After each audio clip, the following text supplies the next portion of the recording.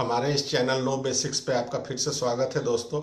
आज हम दिल्ली सल्तनत की शुरुआत करने जा रहे हैं। तो दिल्ली सल्तनत के अंतर्गत कई वंशों ने शासन किया। 1206 ईस्वी से लेकर 1526 ईस्वी तक दिल्ली पर अलग अलग वंशों का शासन हुआ और इसी को दिल्ली सल्तनत के नाम से जाना जाता है। तो सल्तनत जो शब्द आया है वो सुल्तान शब्द से आया है और सुल्तान की उपाधि मुख्य रूप से खलीफाओं के द्वारा दी जाती थी। इस्लाम धर्म के उदय के समय हम लोगों ने देखा था उस वीडियो में कि खलीफा जो हैं वो मुस्लिमों के सर्वोच्च धर्म गुरु होते थे और उन्हें पृथ्वी पर भगवान का एक या कह ले अल्लाह का प्रतिनिधि माना जाता है। तो वो जिस भी व्यक्ति को आशीर्वाद दे देते हैं तो वैसे शासक को मुस्लिम वर्ग भी स्वीकार कर लेता है, मान लेता है।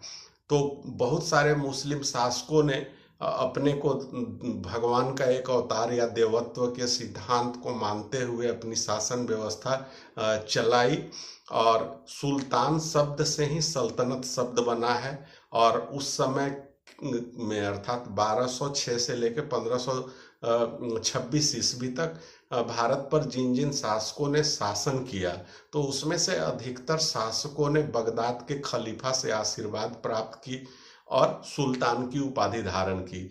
यही कारण है कि दिल्ली सल्तनत नाम दिया गया, सुल्तान से ही शब्द आया सल्तनत। तो इसके अंतर्गत 5 अलग अलग राजवंशों ने भारत पर शासन किया। सबसे पहले शुरुआत होती है गुलाम वंश के शासकों से, उसके बाद खिलजी वंश, फिर आता है तुगलक वंश, उसके बाद सैयद वंश और सबसे अंत में लोदी वंश।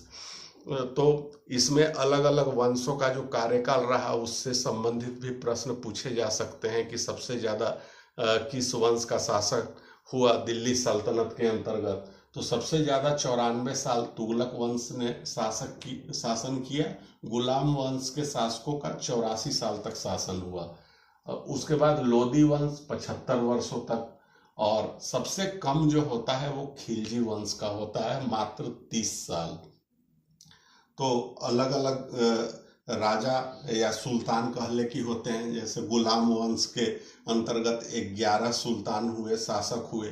खिलजी वंश के अंतर्गत 5 आते हैं, तुगलक वंश के अंतर्गत 9 आते हैं और सैयद वंश के अंतर्गत 4 आते हैं। लोदी वंश के अंतर्गत 3 ही शासक आते हैं। अगर पूछा जाए कि सबसे ज्यादा समय तक किस शासक ने शासन किया तो वो है बहलोल लोदी। बहलोल लोदी लोदी वंश की स्थापना उन्होंने की थी, तो सबसे लंबे समय तक शासन बहलोल लोदी का ही रहा था। अब हम शुरुआत करते हैं। जो आज का हमारा मुख्य रूप से चर्चा का टॉपिक है वो है गुलाम वंश। तो गुलाम वंश की शुरुआत भारत में कैसे हुई? सबसे पहले तो गुलाम क्यों कहा जाता है? गुलाम वंश या दास वंश भी कहा जाता है, ऐसा कहा क्यों जाता है? तो इसके पीछे का कारण यह है कि इसके जो अधिकतर जो शासक थे, हालांकि 3 ही शासक थे, 11 शासकों ने शासन किया, लेकिन जिन 3 शासकों ने शासन किया जिनका कार्यकाल सबसे ज़्यादा प्रभावशाली था, और वो जो तीनों थे वो तीनों किसी न किसी के गुलाम थे।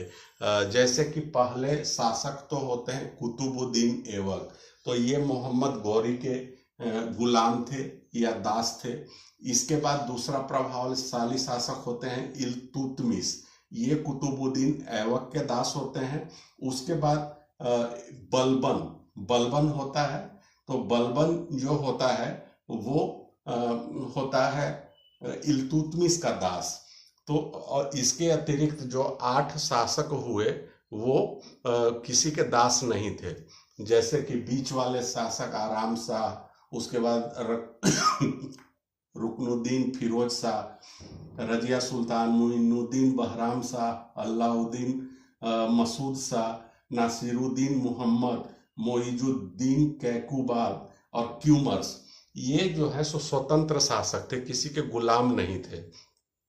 तो इसी कारण से कई बार इस गुलाम वंश को मामलुक वंश भी कहा जाता है, कई इतिहासकारों ने नाम दिया है इसे मामलुक वंश। उसके पीछे का कारण यही है कि अधिकतर जो शासक हुए, 11 में 8 जो शासक थे वो किसी के दास नहीं थे, लेकिन 3 लोग जो थे दास थे।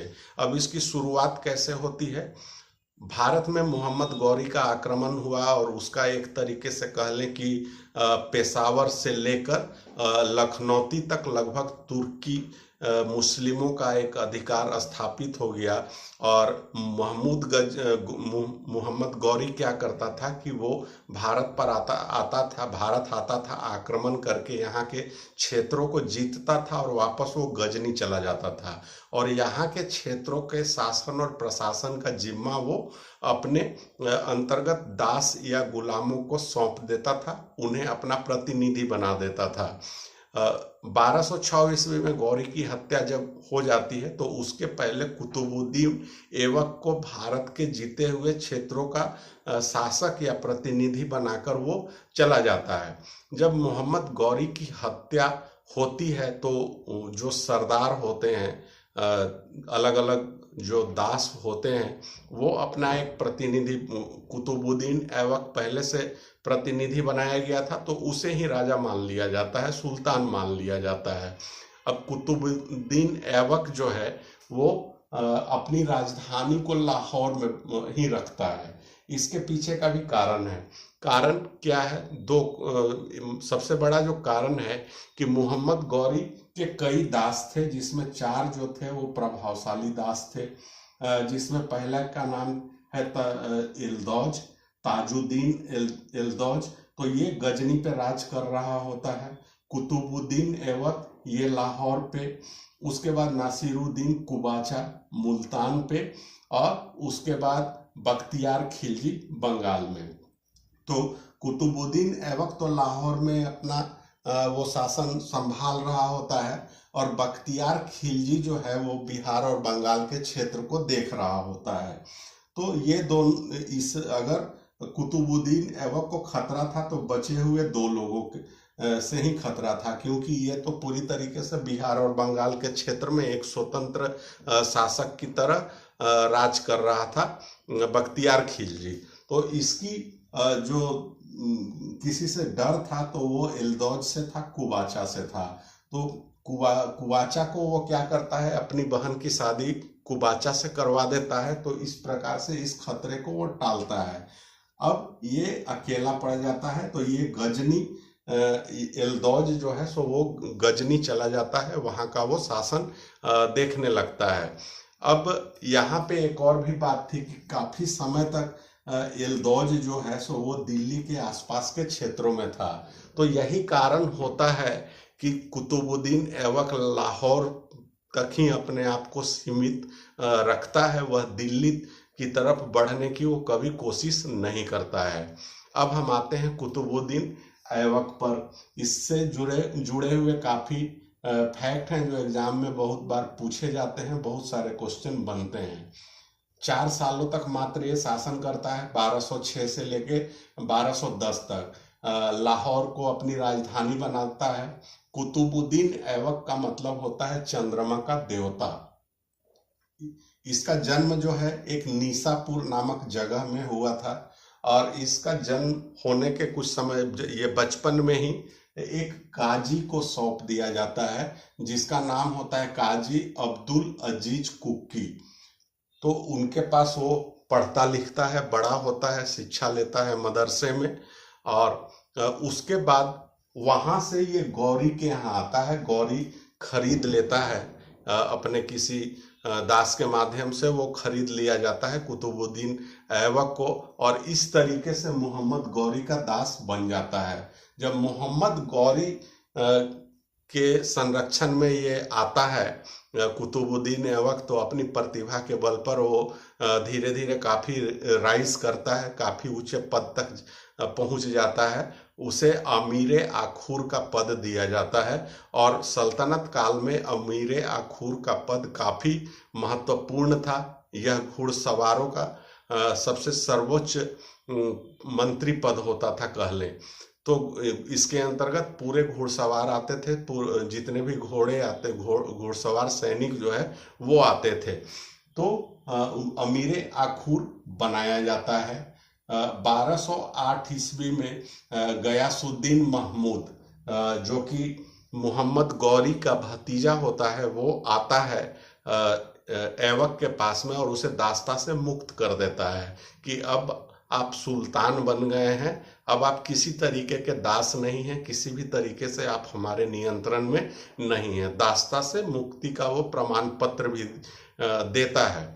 अब यहाँ पे दास या गुलाम जब कहा जा रहा है तो आप उसको इस तरीके से मत देखिए कि दास और गुलाम जो है बिल्कुल उससे निम्न स्तर के काम करवाए जाएंगे या जो मर्जी वो करवाई जाएगी, ऐसी बात नहीं है।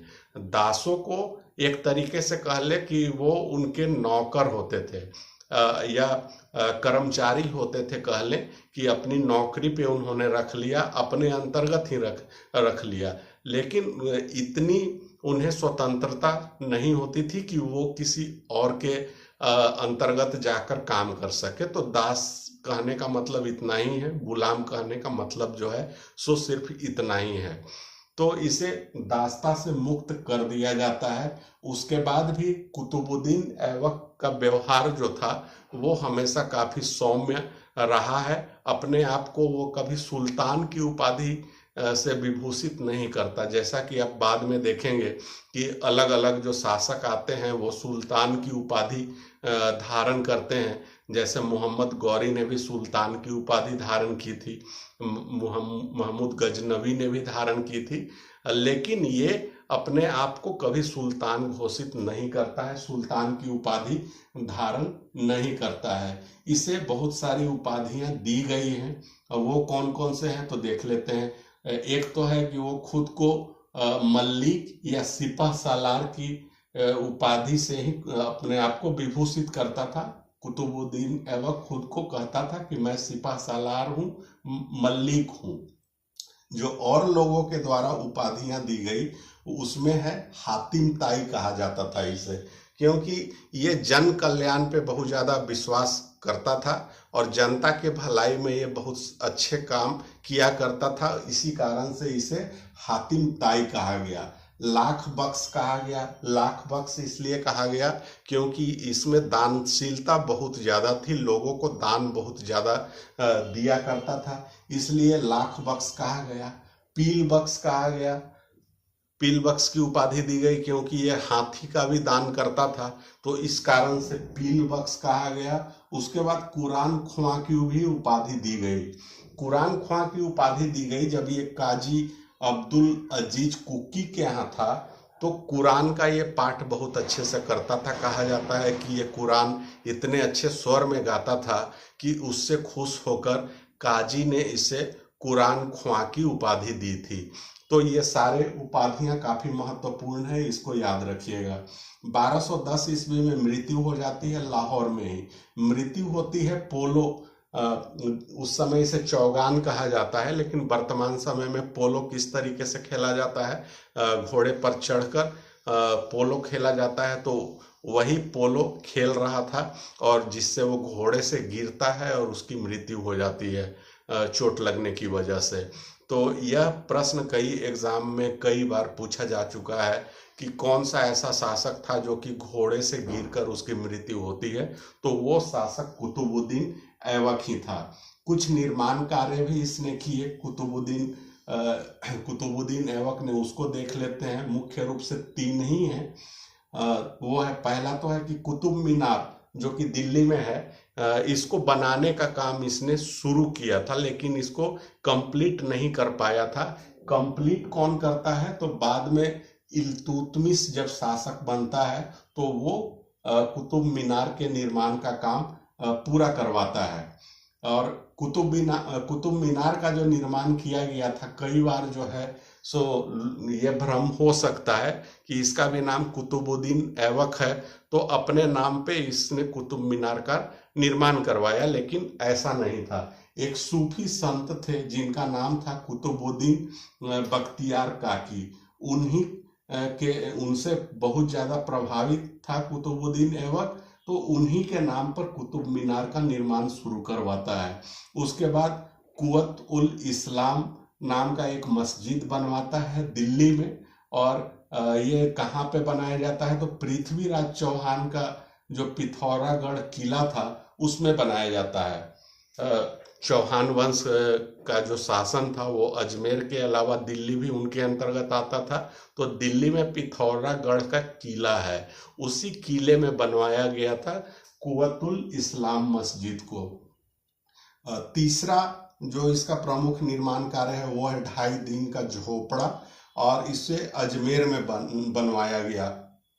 विग्रह राज विप्लव देव फोर्थ के द्वारा जो एक संस्कृत कॉलेज बनवाया गया था, उसी कॉलेज के प्रांगण में 2.5 दिन के झोपड़े का निर्माण करवाया गया था।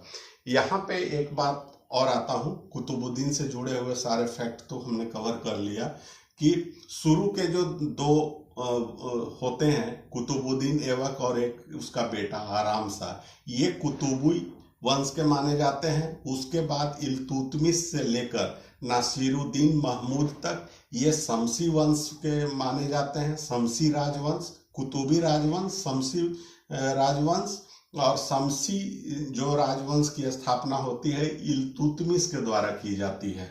उसके बाद बलबनी, बलबन के नाम पे बलबनी वंश आता है, राजवंश आता है। तो गुलाम वंश के अंतर्गत 3 अलग अलग राजवंश आते हैं, ये भी पूछा जा सकता है, इसको भी ध्यान में रखिएगा। जब कुतुबुद्दीन ऐबक की जब मृत्यु होती है तो उसका बेटा होता है आराम शाह। पहले तो उसे लाहौर में बना दिया जाता है सुल्तान, लेकिन वो एक अयोग्य शासक था। तो ऐसे में जो अन्य सरदार थे वो आमंत्रित करते हैं इल्तुतमिश को दिल्ली में।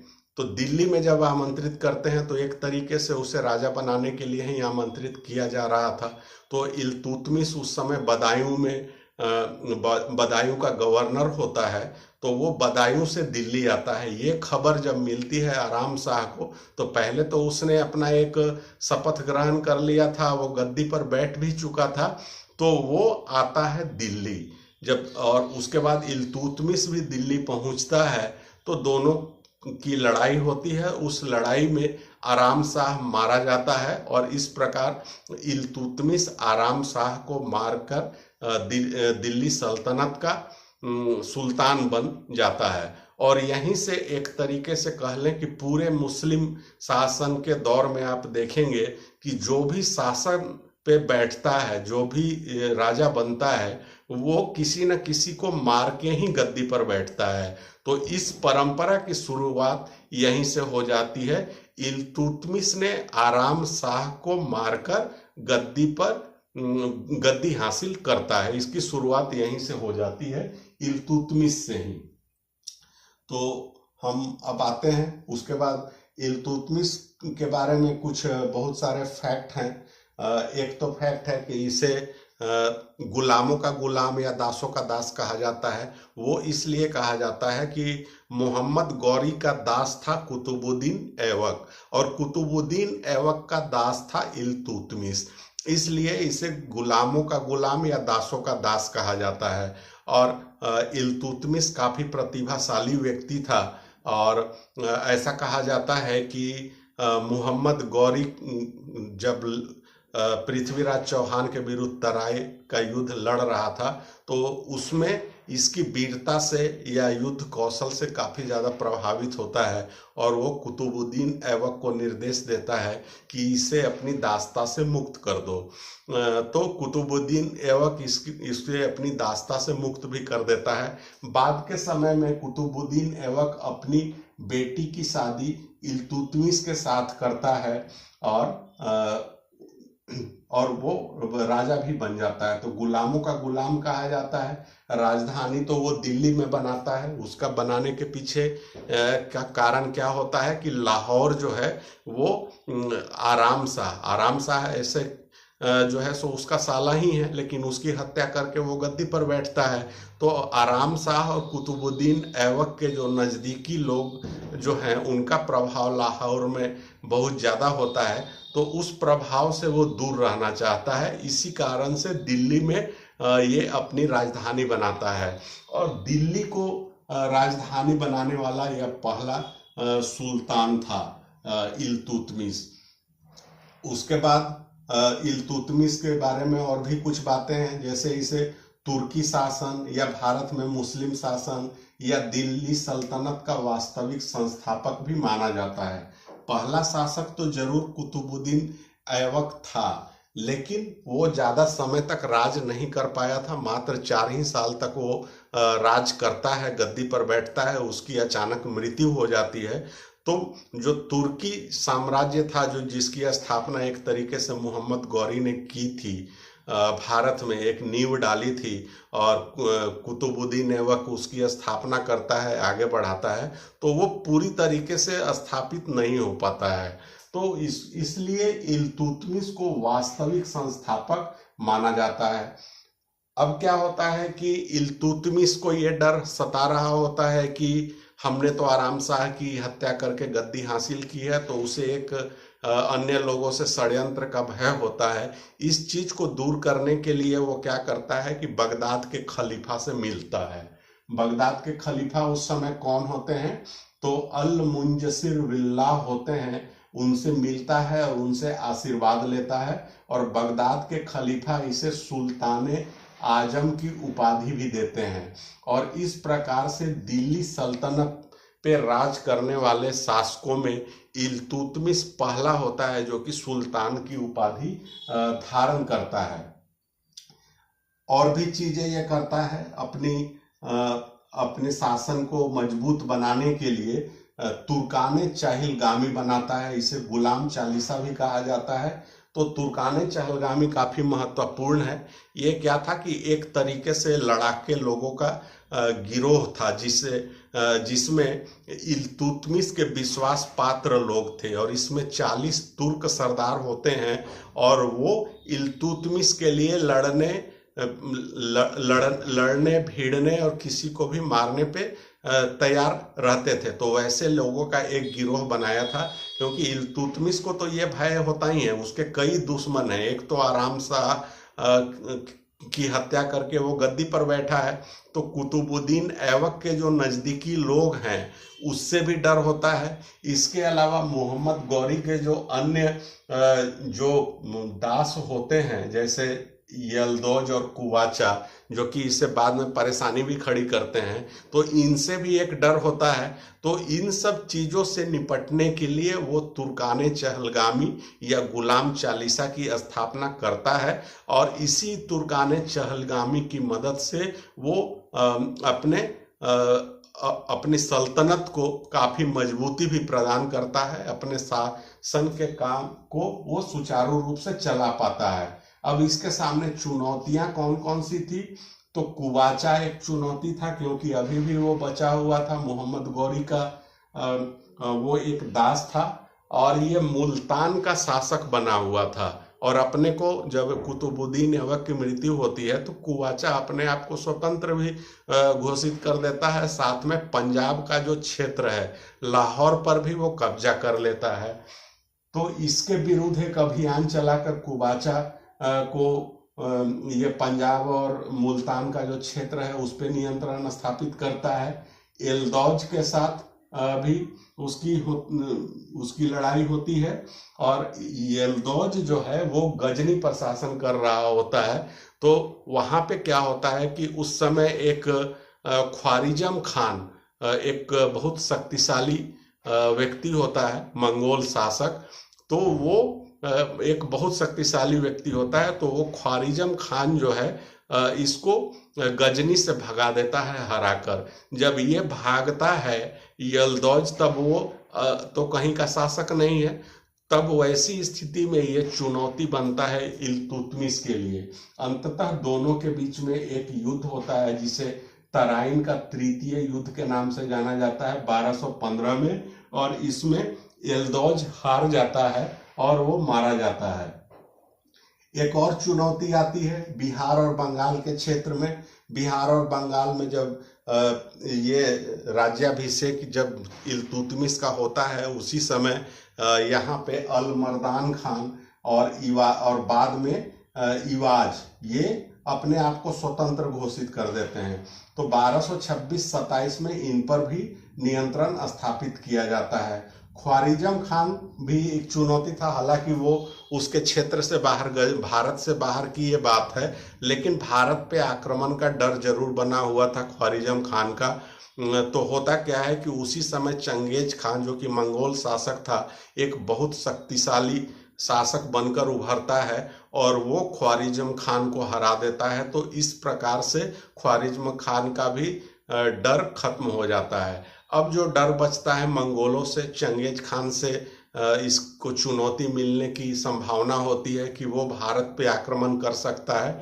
तो इसके लिए क्या करता है, इल्तुतमिश की जो सीमावर्ती क्षेत्र होते हैं, खास करके उत्तरी पूर्वी क्षेत्र जो होते हैं, वहाँ पे कई चौकियाँ बनाता है और वहाँ पे आज के समय में अगर कह लें तो सिक्योरिटी पोस्ट वो स्थापित करता है और इस प्रकार से वो अपने राज्य को बचाता है। तो चंगेज खान, ये पूछा जा सकता है प्रश्न, किसका समकालिक था, तो इल्तुतमिश का समकालिक था। अब हम आते हैं शासन चलाने के दरमियान में इसने कई व्यवस्थाएं भी शुरू की इल्तुतमिश ने, तो उसको देख लेते हैं। तो एक जो सबसे महत्वपूर्ण व्यवस्था है वो है इक्ता व्यवस्था। इक्ता का मतलब होता है भूमि। तो भूमि से संबंधित जो व्यवस्था इल्तुतमिश ने चलाई उसे इक्ता व्यवस्था कहा जाता है। इसके अंतर्गत क्या था कि जो भी कर्मचारी या शाही लोग थे उनको वेतन के रूप में नगदी पैसा नहीं दिया जाता था, बल्कि उन्हें जमीन दिया जाता था। इसी को इक्ता व्यवस्था कहा गया और जिन्हें इक्ता मिलता था उन्हें इक्तेदार कहा जाता था। उसके बाद इसने कुछ सिक्के भी चलाए, जैसे अरबी सिक्के चलाए, वो था एक टंका जो कि चांदी का था, जित्तल जो कि तांबे का था। दिल्ली में एक टकसाल की स्थापना की, यह भी काफी महत्वपूर्ण है, और टंकों पर टकसाल का नाम छापने की इसने शुरुआत की। टंका जो है अर्थात जो पैसे मुद्रा जो है उस पे टकसाल का नाम छापे जाने की जो प्रथा की, उस पे नाम अंकित किए जाने की जो प्रथा की शुरुआत जो है वो इल्तुतमिश ने ही शुरू की थी। सिक्के पर क्या होते थे, खुदे होते थे, तो अधिकतर सिक्कों पर शिव की नंदी, उसके बाद चौगान घुड़सवार के चित्र होते थे सिक्कों पर। इसी में से एक इल्तुतमिश का काफी महत्वपूर्ण विजय है ग्वालियर विजय। ग्वालियर विजय के उपरांत पर सिक्कों पर इसने रजिया का नाम लिखवाया था। वही रजिया सुल्तान जो कि बाद में जाकर भारत की शासक, दिल्ली सल्तनत की एक शासिका बनती है। तो रजिया सुल्तान उसकी बेटी थी इल्तुतमिश की, और बहुत ज्यादा वो प्यार करता है रजिया सुल्तान को। तो इसी कारण से ग्वालियर विजय के उपरांत रजिया का नाम उसने लिखवाया था। कुछ जो है सो निर्माण कार्य भी करवाए, जैसे कि एक मदरसाए मुअज्जी स्थापित किया, वो मोहम्मद गौरी के सम्मान में या उसकी याद में कह ले। उसके बाद क्या है कि इल्तुतमिश को 2 बेटे होते हैं और 1 बेटी होती है। जो बड़ा बेटा होता है उसका नाम होता है नासिरुद्दीन महमूद। ये लखनौती का गवर्नर होता है और वहीं पर एक युद्ध में मारा जाता है। तो उसी की स्मृति में एक मदरसा बनवाता है जिसका नाम है नासिरी मदरसा, और बाद में उसी की याद में एक सुल्तानगढ़ी मकबरा का भी निर्माण करवाता है। और ये सुल्तानगढ़ी मकबरा जो है वो भारत का पहला मकबरा है। सिक्कों की जब बात चली है तो यहाँ पे सिक्कों पे इसने शिव का नंदी और चौगान घुड़सवार के चित्र अंकित करवाता था। तो इसी प्रकार से मोहम्मद गौरी जो है यहाँ पे जो सिक्के जारी करवाता है, तो उसमें सिक्के में एक तरफ लक्ष्मी देवी की मूर्ति अंकित करवाता है और दूसरे तरफ अरबी भाषा में कलमा लिखा होता है। तो वो भी काफ़ी महत्वपूर्ण है कि मोहम्मद गौरी ने अपने सिक्के चलवाए थे और उसमें लक्ष्मी देवी की मूर्ति अंकित करवाई थी। तो ये काफ़ी महत्वपूर्ण है। अब हम आते हैं इल्तुतमिश की न्याय व्यवस्था के बारे में। तो इल्तुतमिश काफ़ी न्यायप्रिय शासक था और ऐसा कहा जाता है कि इसके समय में हर किसी को न्याय मिलता था। इसके लिए इसने महल के बाहर 2 शेर, संगमरमर के 2 शेर बनवाए थे और दोनों शेर के गले में घंटी बंधी होती थी। जिस किसी व्यक्ति को भी न्याय मांगना होता था वो जाकर उस शेर में टंगी हुई घंटी को बजाता था और न्याय की मांग कर सकता था। उस समय में लाल कपड़ा जो है सो न्याय का प्रतीक माना जाता था। कोई भी व्यक्ति अगर लाल कपड़ा पहन के घंटी जाकर घंटी अगर बजाता था तो ऐसा माना जाता था कि वो उसे न्याय की जरूरत है।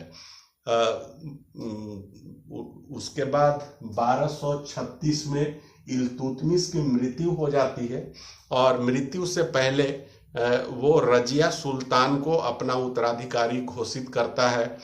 उसके पीछे का कारण यही होता है कि उसका बड़ा बेटा तो युद्ध में मर चुका होता है और जो उसका छोटा बेटा है वो नालायक होता है, तो वो नालायक समझता है। इसी कारण से रजिया सुल्तान को अपना उत्तराधिकारी घोषित करता है। तो नेक्स्ट वीडियो में हम गुलाम वंश के शासन को पूरी तरीके से समाप्त करेंगे और उसमें रजिया सुल्तान और बलबन के बारे में मुख्य रूप से जानेंगे। तो यहाँ पे जो हमें जानना है, कुतुबुद्दीन ऐबक, इल्तुतमिश, रजिया सुल्तान और बलबन, इन्हीं 4 लोगों के बारे में मुख्य रूप से जानना है। बाकी के जो नाम हैं वो सिर्फ एकेडमिक पर्पस से हैं और उनको आप एक टाइमिंग याद रख सकते हैं।